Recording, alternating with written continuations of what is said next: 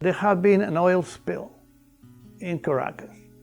By their own words, the biggest one in the world. It read, El mayor derrame petrolero del mundo.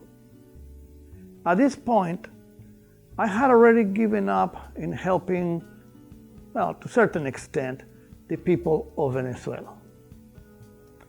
And I was mostly concentrating in New York City, where I live. But when I read this article, I knew that I had to do something. I just felt like I had to do something. I bought a big canvas and a red construction helmet, and I wrote in it, I am the best artist. And off I went to Venezuela.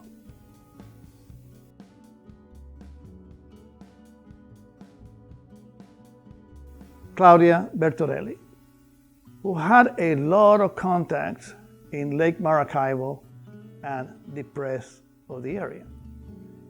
I'm very grateful to her because she was instrumental for this project to have happened. When I arrived in Maracaibo, Claudia introduced me to an old man. He was a Martin Bracho, who had been fighting against the oil industry because they had destroyed his livelihood and the lake that he depended upon. He took me out in a boat with other fishermen to show me the deplorable conditions of the lake. The entire shore was covered with oil and garbage. A lot of birds were soaked in oil and no longer able to fend for themselves. Mr. Bracho told me how a large amount of pelicans were now dependent on human beings to feed them.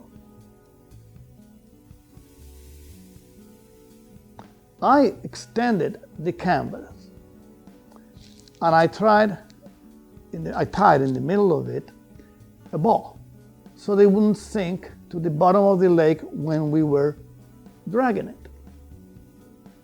Mr. Bracho was not only a good poet, a good artist, he was a good fisherman and a poet as well.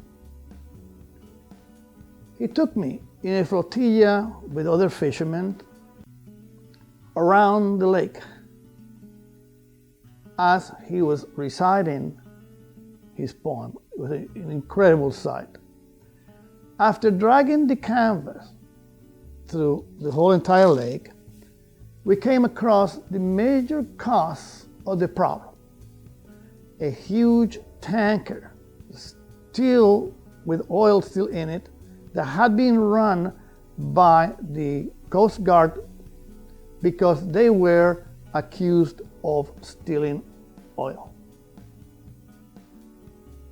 The Coast Guard ship had rammed the tanker and both now were disabled, leaving behind two ships that dispersed oil throughout the whole entire lake. We climbed upon the tanker and submerged the canvas inside of a huge hole that we found, and when we pulled it out, it was impregnated with oil. The canvas appears to be made out of plastic because there's so much oil in it. It was no longer looking like cotton. Back at the shore, I took the beach ball out of the center of the canvas, and by coincidence, it looked like it was a tie-dye painting because the ball that was attached to it, it didn't allow the oil to impregnate the neck of it. And this was the reason why I called this the eclipse, the event, the eclipse, because it looked exactly like an eclipse. It was an oil painting created with black waters from Lake Maracaibo, which means in architecture, sewer waters. The name of this painting is Still Life, or as it's known in Italian and Spanish, Natura Morta, which in English means dead nature. Unknown to us, a humble group of fishermen in their Sunday best came to greet us and took us to a mural that said in the back of it, "Let's rescue the lake right now." In front of it, there was a cart that they used to sell, and it says in there, fresh fish. Some members of the local police were summoned there, and they came to find out what we were doing. And someone had summoned them and, called them up, and they were there not that friendly. Mr. Bracho was able to calm the whole situation down, and everything was okay. Back in Caracas, I took the canvas and I extended right in front of the National Art Gallery, and it was like a carpet that I put in front of it.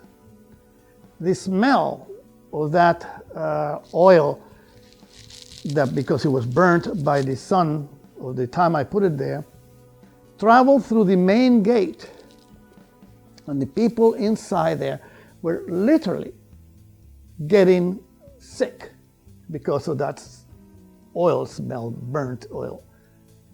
The only media that covered the event was a paper in Maracaibo.